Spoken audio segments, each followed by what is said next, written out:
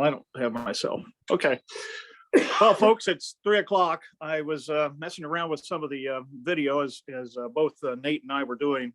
I'm glad to have you join us today for today's seminar, which is going to be on John Armstrong, who was the organizer of the Underground Railroad in Topeka. And of course, Nate will tell us more about it. Nate, as you might know, used to work at Seaman High School. He's now working for the humanities program of the state of Kansas and will join us in a few minutes. I do want to encourage those that are not members of the Shawnee County Historical Society to join us. It's $35 for a year or a household at $50, and you can send that to us at Post Office Box 2201. Many of you on the call today are already members and have renewed for this coming year, and I appreciate that very much. But now I think we should turn our attention to Nate McAlister, who's going to be talking about John Armstrong. Nate has said was head of the humanities program manager of the state of Kansas. He was master teacher fellow in his life in 2015 and also served as a teacher at Seaman High School, Royal Valley, and Highland Park. He's well noted in various places, also being the master teacher fellow with the Gilder Lehrman Institute of American History. He is quite accomplished. He's also president of the Shawnee County Historical Society this year. We appreciate his leadership. And I'm going to turn this over to Nate McAlister. Thank you, Bob. Can everyone hear me? Am I coming through all right? Okay, very good. Well, thank you for having me, and welcome to this beautiful afternoon and spending it a little bit of time with me as we talk about John Armstrong and Shawnee County. Before I begin, I do want to say that I'm not going to spend a whole lot of time on his Civil War record. I think that is well covered. People like Bryce Benedict do a lot of work with his Civil War record. What I want to do is focus a little bit on John Armstrong and a little bit of how he comes to Topeka and Shawnee County, or what would be Topeka and Shawnee County, and then a little bit about him in Shawnee County. So again, thank you for being here. If you have questions, please just interrupt me, stop me, or put something in the chat and I'll try to get those answered, and I'm sure Bob will help with that as well. All right, so let's get started. So John Armstrong, abolitionist, founder, soldier, I think all of those titles are appropriate for this man. Much of my research into John Armstrong started when I was a teacher, and a Civil War project that I've been doing with middle schoolers and high schoolers for better part of a decade now. And this all started when I was at Royal Valley Middle School, and a Civil War teacher out in Western Kansas did a research project to just look at the Civil War soldiers buried in their town cemetery.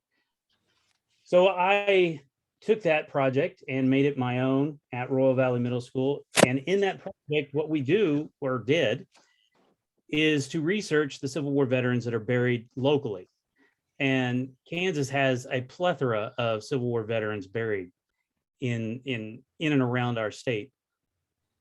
And John Armstrong was one of my students' Civil War veterans. And it was funny, we didn't have much on him because John Armstrong doesn't have a military headstone where he's buried.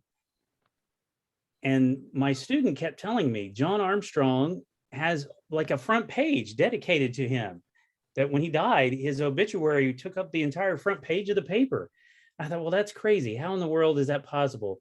And so we just kept digging, and sure enough, John Armstrong has quite a colorful history. And it is odd that I think it's odd that he's buried at Rochester Cemetery. And we're going to get to some of that here in a minute.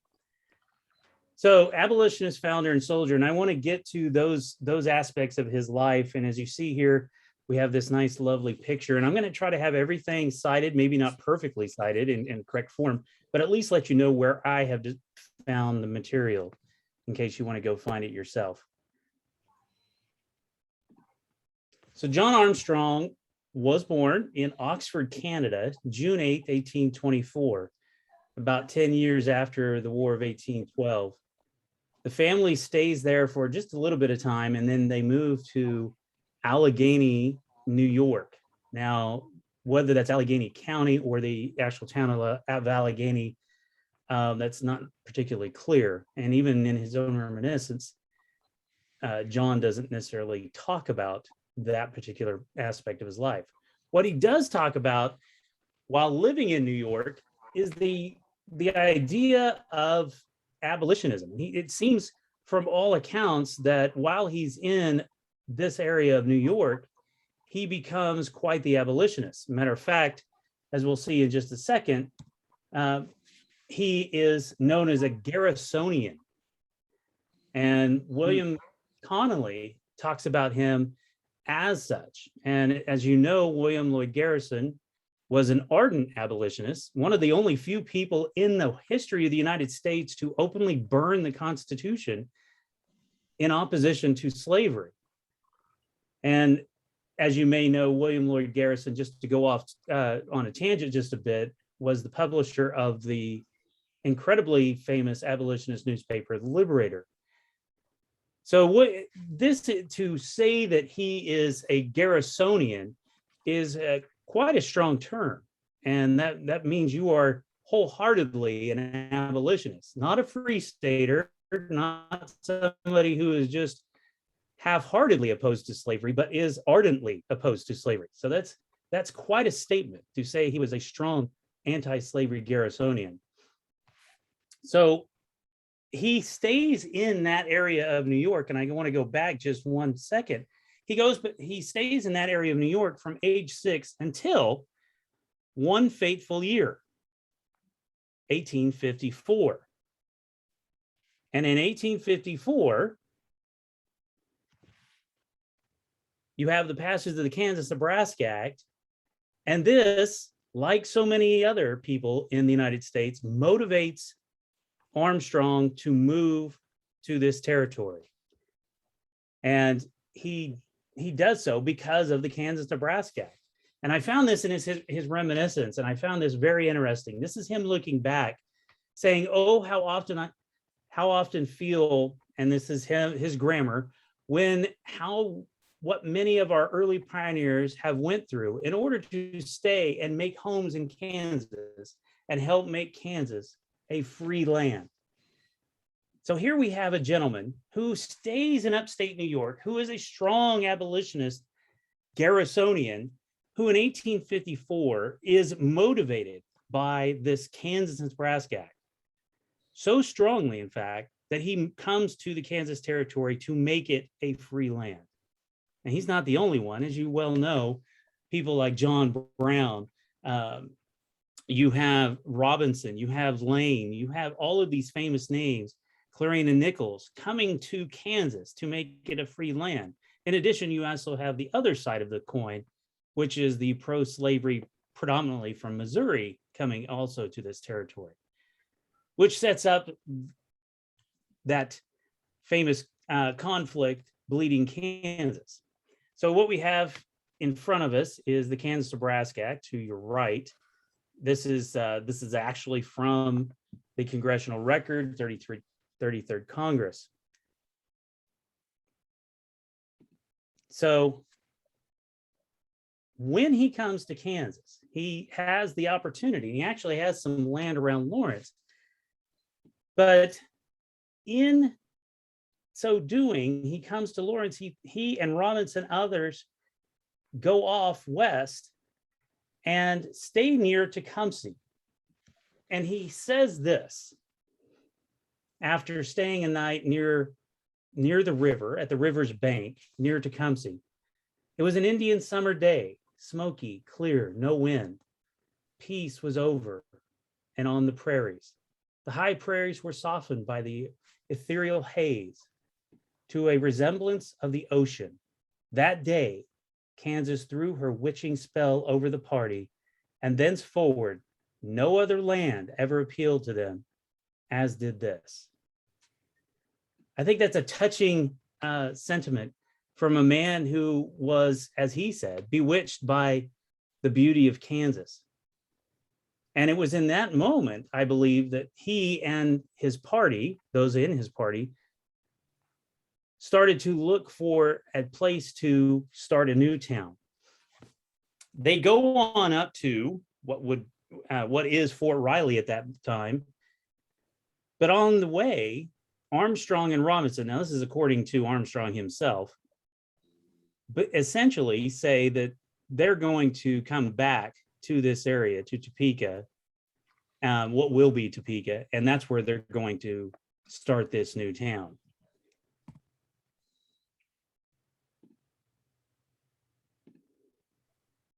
And I think this is one of the most interesting points that in the founding of Topeka.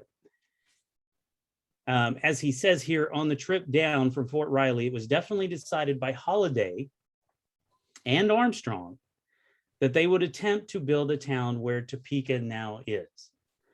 Now, this is obviously Armstrong looking back and saying that he and Holiday were essentially the ones that said, this is where we're going to lay the groundwork for what would be Topeka.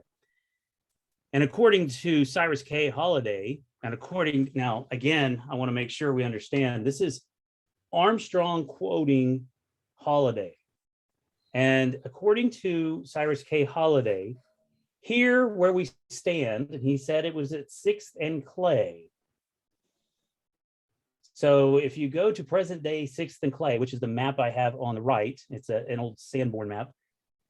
That essentially is where Cyrus K. Holiday, according to Armstrong, makes this famous statement.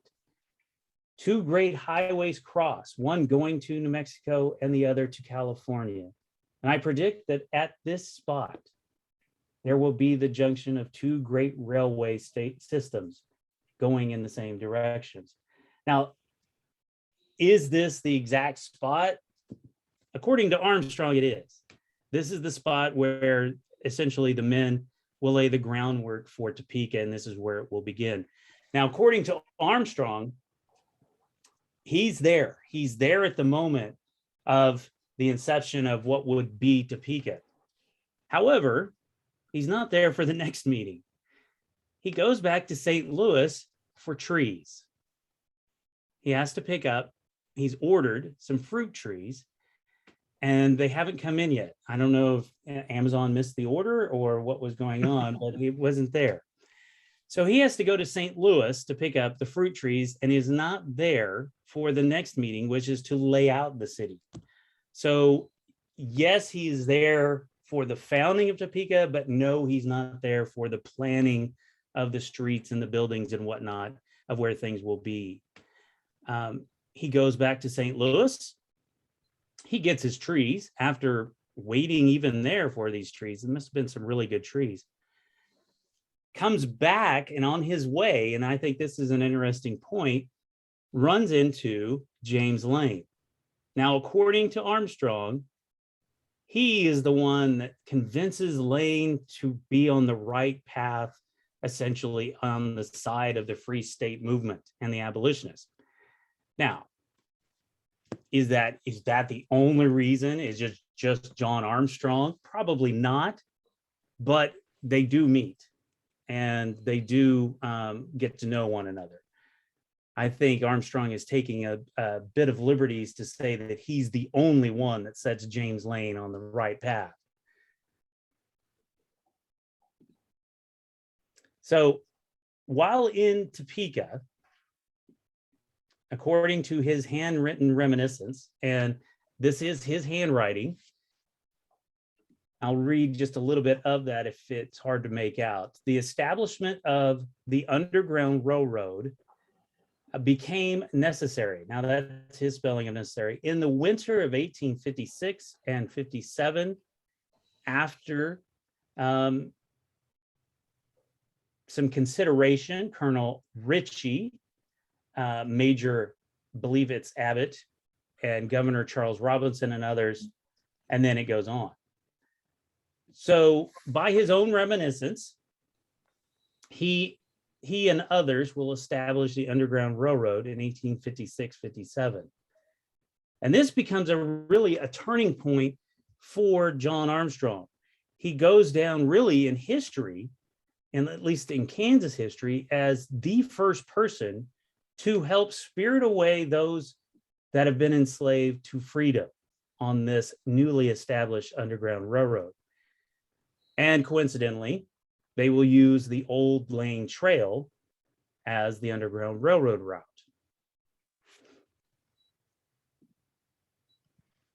And this is from 1930, from Wendell Holmes Stevenson, the political career of General James Lane. You can see the approximate Lane Trail, and you can see that from Topeka to Indianola, and then on the Lane Trail, that would be the Underground Railroad route going through Holton. And you can even see the Fuller Cabin, which will be the site of the Battle of the Spurs, which we'll get to in a second. So here you have John Armstrong not only founding this Underground Railroad, but then taking an active part in emancipating those people and spiriting them away, as I said earlier, to freedom. And as we see there, according to a historical society, our own Shawnee County Historical Society bulletin from 1951, Armstrong took this fugitive with others to Tabor, Iowa, to the Underground Railroad station kept by Dr. Blanchard. Now, who were these people? Now that, according to Miss Sue Adams from 1895, was none other than Anne Clark, probably the most famous emancipation along the Underground Railroad that we have in Kansas history. Anne Clark, if you don't know, had been kept in the Lecompton area, had escaped once, been recaptured, escapes again, and as she's walking, she sees a man with some books under his arm. Now, this is a huge leap of faith, but she assumes because he has books, he must be a good person and be intelligent. Therefore, she approaches him to help her in her escape.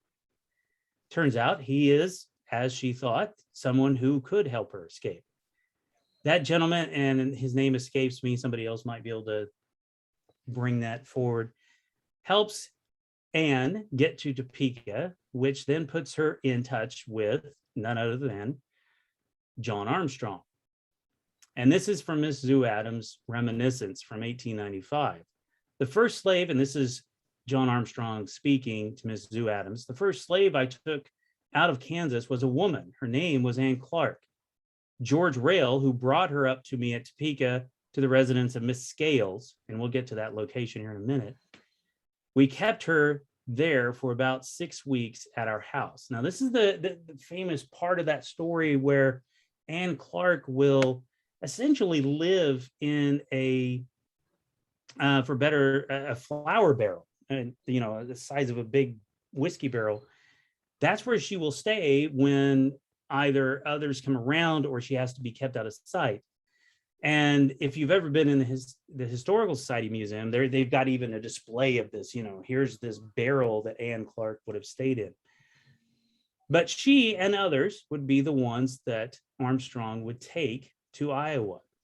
And he does this, and I think this is fascinating. It's quite a bold move, but they have this wagon with a false bottom, and they lay the people in that false bottom and then cover it with whatever agricultural materials that they were hauling in this wagon, or at least that they would have said they were hauling in this wagon. They get stopped once, and for whatever reason, and it still escapes me, that the slave catchers spent little to no time trying to look at this wagon and saw that there was stuff in it and just let him go. Meanwhile, there are 3 humans in this false bottom of this wagon, which I just think is fascinating, that either they thought this thing was full and it was well disguised, or they just didn't do their job very well, because it seems like it would have to be quite the false bottom to hide 3 people in it. But either way, they make their escape. Armstrong gets them to Dr. Blanchard in Iowa, and eventually Anne Clark ends up in Chicago. And the rest of her story then goes on. Armstrong himself comes back to Topeka and continues his work on the Underground Railroad. It's estimated, I say, that he spirited away some 300 individuals to freedom using the Underground Railroad route that he helped establish. So I find that fascinating, that this is a man that not only helps establish this Underground Railroad route, but then uses it. He's an active member on that route.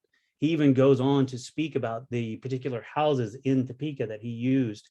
The Ritchie House is one that he helped those that were escaping to hide them from those that were trying to catch them.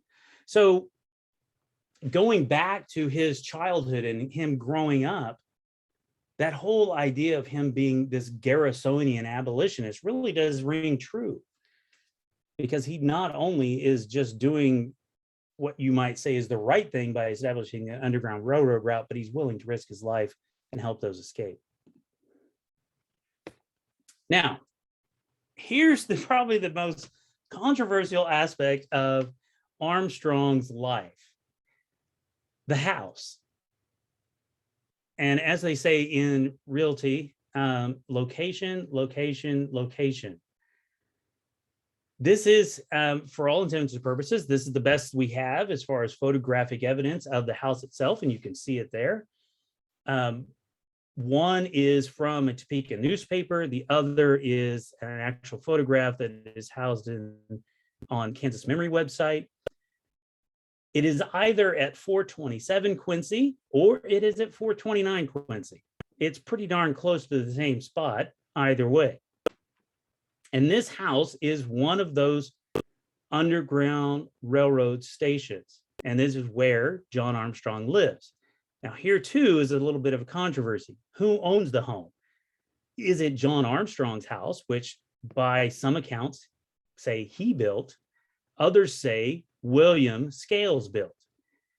I don't know. Doesn't seem to be enough evidence to say either way who built literally the house. Maybe they both did. Usually the history and the truth lie somewhere in between. You also have Caroline Scales, William's widow, who is said to own the home, while some accounts have Armstrong owning the home. Again, there's probably, when William dies and leaves the house to Caroline, I would imagine that it's probably hers, but if Armstrong is living there and given the times, they probably assumed that it was his because he was the male that was there. Either way, this is the home. It is the Underground Railroad station where he will help spirit those emancipated slaves to freedom.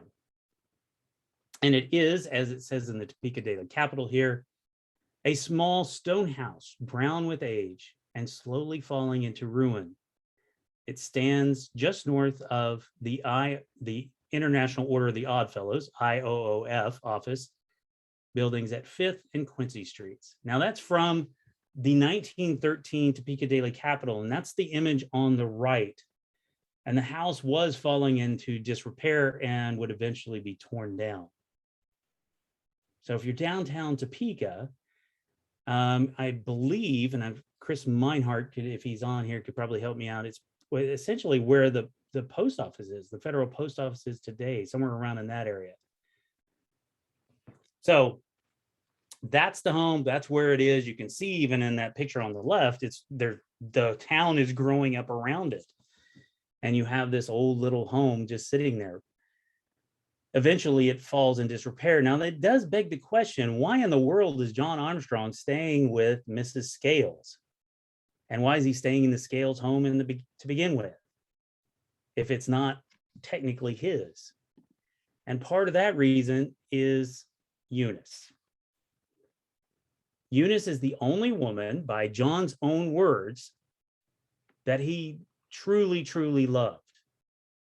He meets the Scales family, and the courtship is rather quick. I mean, and I say quick, I'm talking, we're talking weeks, if not days, that this courtship lasts. As a matter of fact, in his own reminiscence, he talks about how he borrowed a carriage from a minister to take Eunice on a ride.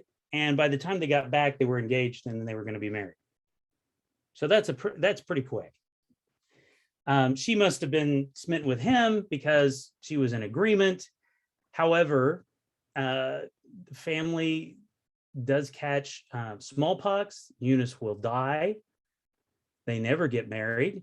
And he never marries. He will never marry. He will stay with Miss Scales and take care of his what would have been his mother-in-law for the rest of his life, which really is incredible. That's an incredible amount of dedication.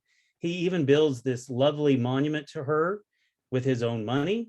This is all his to her, and that's in the Topeka Cemetery. And they are not even buried together, which I find fascinating.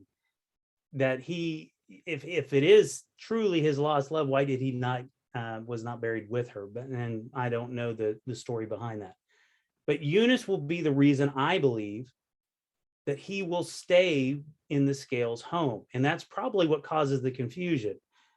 It probably technically is Caroline's house, the mother-in-law, or what would have been a mother-in-law, but he is staying there. So I don't know, maybe that would have been considered his home, like he owns it. Either way, he stays there, and this will become an incredibly important stopping point on the Underground Railroad. He will go on to fight in the Civil War. He will be in the 5th, although it does say in some records the 2nd Company of the Kansas Cavalry, in Company A, and will fight honorably on the side of the Union. And this is where I get to the part where we talk about remembrance and memorialization. How do we take somebody, a name like John Armstrong, and what do we do with that? Well, the student that you see there on the right in the Kansas State House helped write a bill, which you can see a portion of down there at the bottom, to name a portion of what would have been this Underground Railroad route, the old lane trail, Highway 75 for all intents and purposes, in honor of John Armstrong.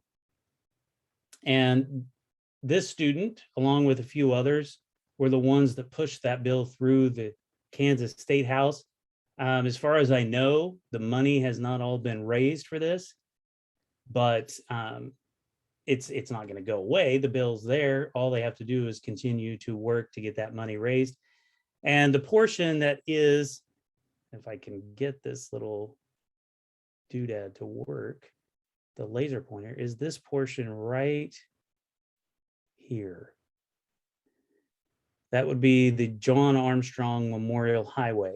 So if signs ever get put up, there'll probably be one here and one here, on either side, depending on the directions, for that particular memorialization. And the reason, as these kids would say, for that memorialization is, one, because John Armstrong helps found what would be the city of Topeka, eventually the state capital.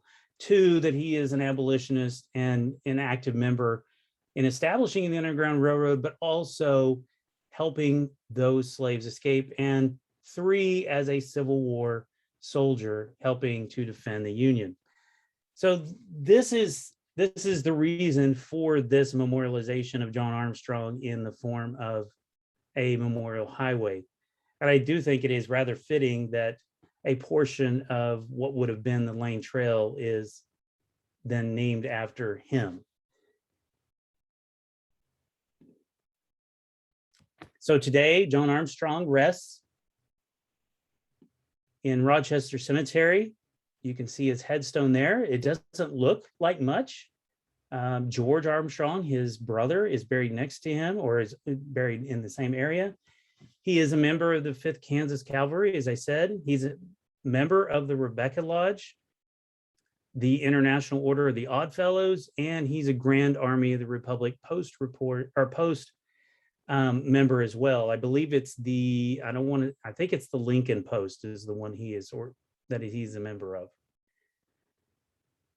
And this quote, I think, sums up John Armstrong probably it's about as well as you could with anything that is said about him. He, John Armstrong, was one of the steady, quiet pioneers of Kansas who, at their own expense, came to Kansas to make it a free state and to found a great commonwealth. And that was none other than William Connolly. John Armstrong dies December 19th, 1911. He leaves quite a legacy, but one that is not well known. And I can't for the life of me figure out again why he's not buried near Eunice, and he's buried at Rochester Cemetery. Rochester Cemetery, as you know, is close to one of the Underground Railroad stations. I'm not sure if the whole reasoning for Rochester Cemetery and why not Topeka Cemetery, that is truly another story that needs to be told. But here you have a man, and just give you a little timeline, just in summation, who's buried in Canada, or sorry, not buried, born in Canada, raised in Allegheny, New York, moves to the Kansas Territory in 1854 to do the very thing that he felt compelled that needed to be done to make Kansas a free state. He helps found the city of Topeka, the Underground Railroad, and is one of the first people to use that railroad, that Underground Railroad, to spirit away those enslaved persons to freedom. The same year, which I think is fascinating, that Eunice will die. So he is working to help those to freedom, while at the same time he is probably grieving. And as we know, he will never marry. And he's also called upon to help John Brown at the Battle of the Spurs, which I think is an interesting story. So we have John Brown just north of Holton at the Fuller's cabin, and he's sent word that he needs help. Well, John Ritchie, Armstrong, and others will come to the aid of John Brown. And of course, the Battle of the Spurs doesn't turn out to be as deadly as one might think with the name Battle of the Spurs, but he does come to the aid of John Brown. John Brown will never return to Kansas and will die, be hanged after that fateful Harper's Ferry raid. John Armstrong will go on, like many others in the Kansas Territory, to serve as a Union soldier.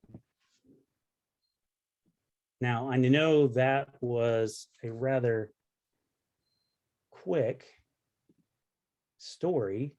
I would love to hear some questions from you.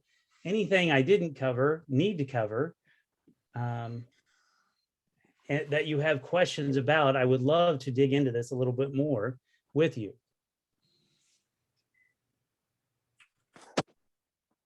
It's the cue for everybody to ask questions. Nate, this is Bill Wagner. You established the importance of Armstrong's commitment to fighting slavery with his early introduction to and involvement with Garrison.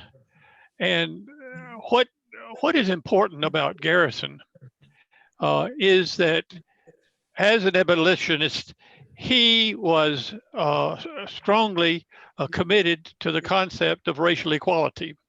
And that was at the time, 1830, when he starts the Liberator, an enormously radical idea in which the next 20 plus years is going to be an ongoing controversy over that over whether the races are equal under the Declaration of Independence, and or can they be understood to be separate socially, which of course becomes a moot point once the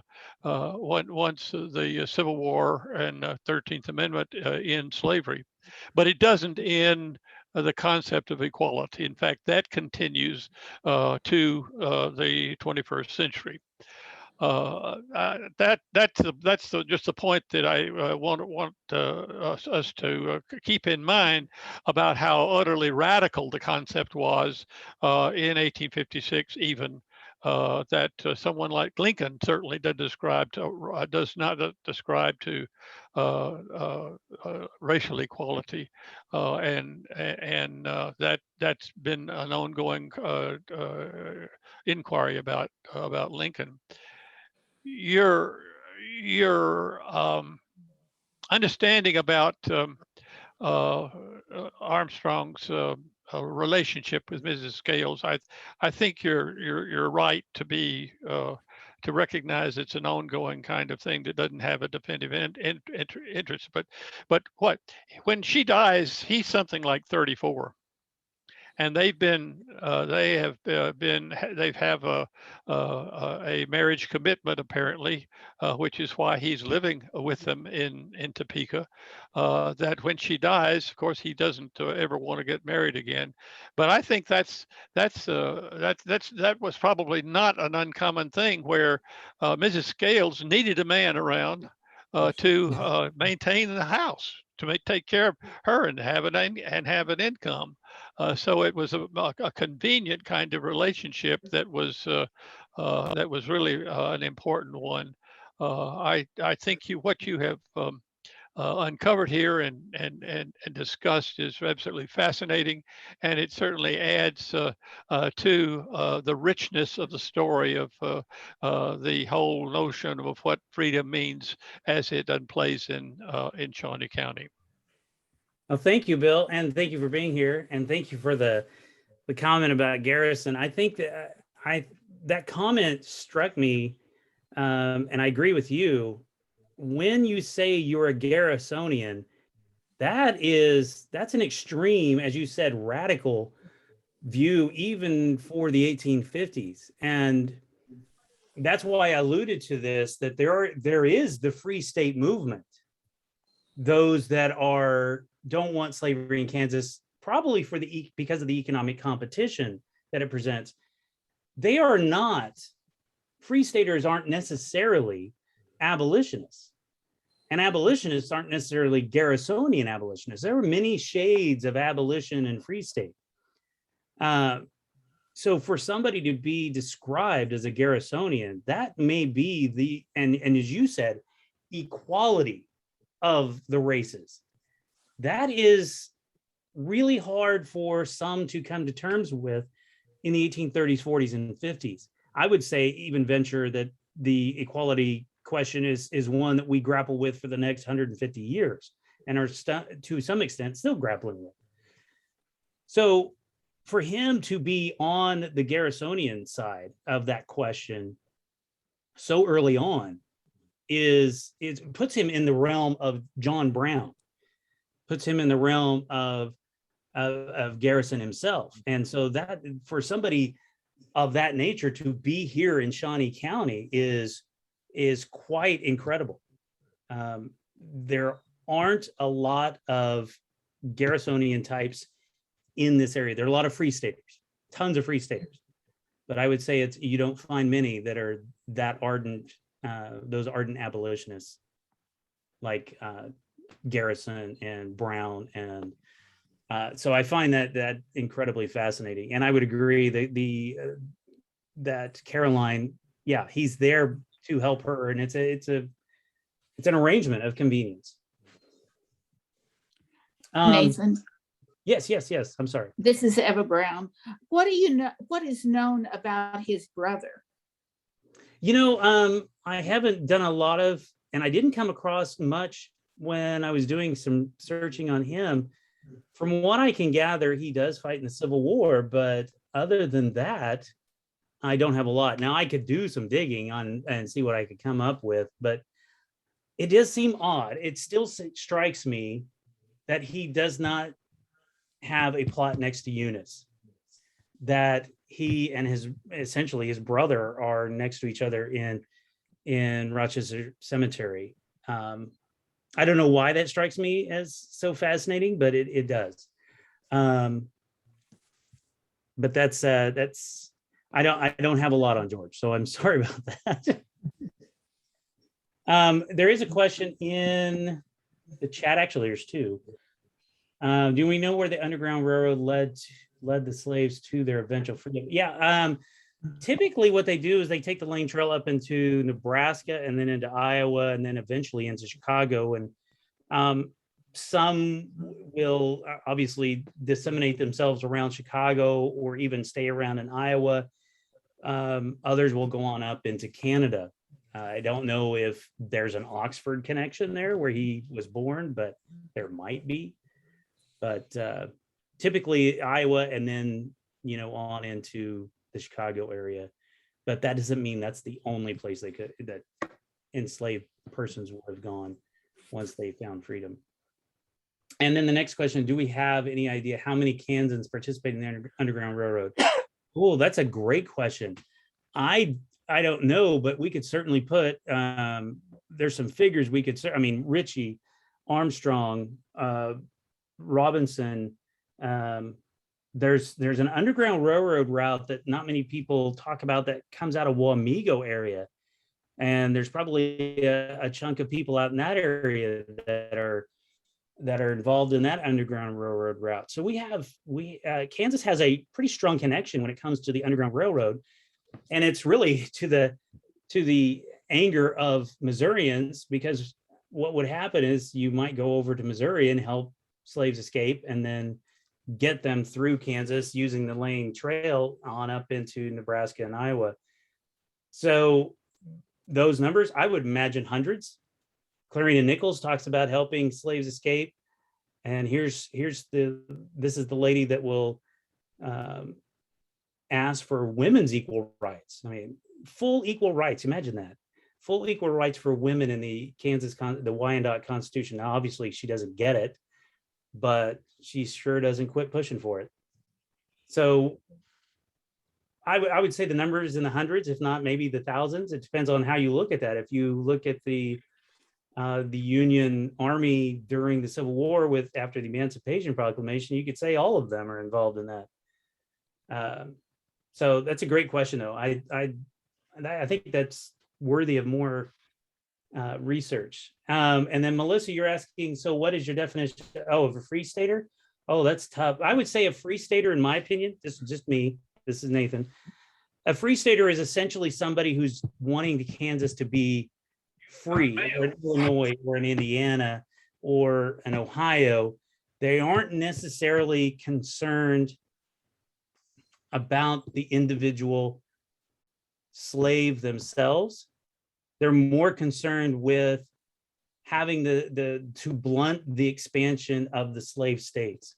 And maybe that's not a great definition, but that's the way, that's my understanding of a free stater. They're not necessarily concerned with emancipation or they're kind of the person that's, as long as it stays over there, I'm okay. Whereas the abolitionist is more active about going into or helping slaves escape and or equality, as Dr. Wagner was saying.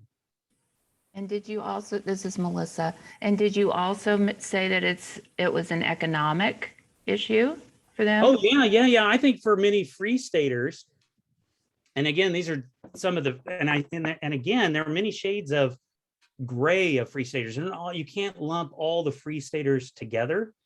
As we know, people are people, and some free staters probably were more ardent about getting rid of slavery.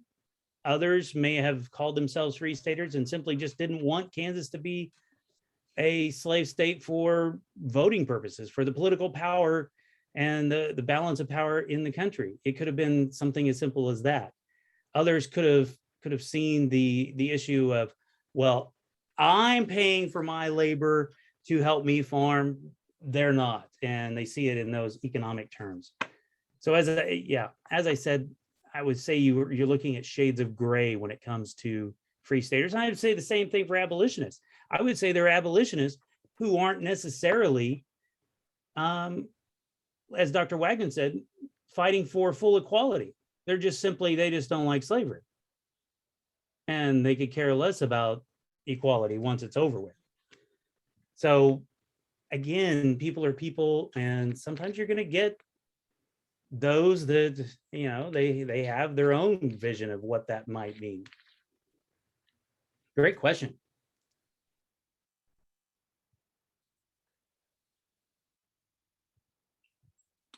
Anybody else have some questions for Nate or Dr. Wagner?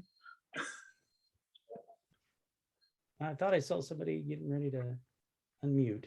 Maybe not. I will end with, and I want to say one thing. And why do we need to know about a John Armstrong? Why does it matter?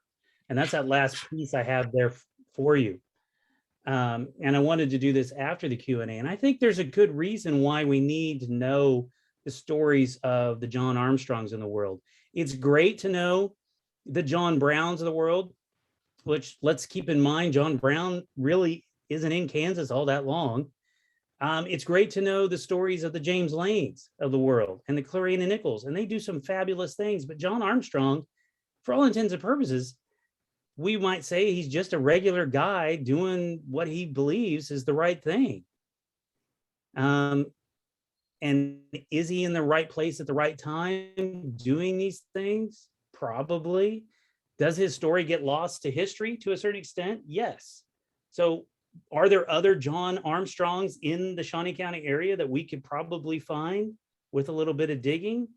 Oh, absolutely. I think our little county here is chock full of stories like John Armstrong's, of people doing some incredible, I mean, think about this.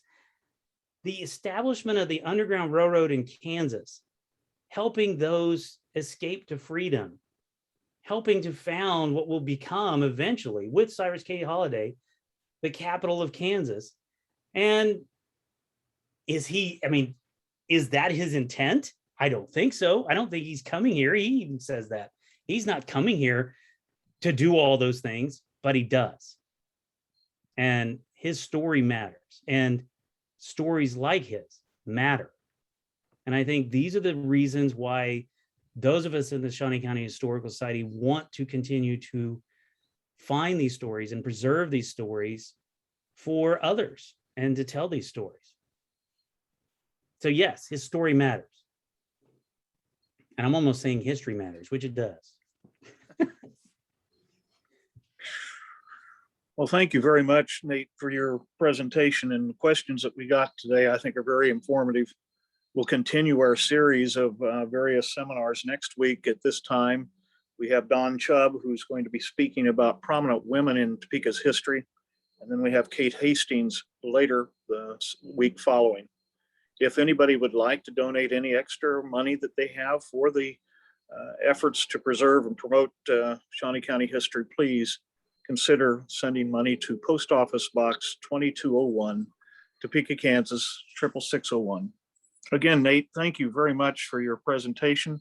I think it's been very good, and we hope to see the rest of you next week. Thank you very much. Thank you, everyone.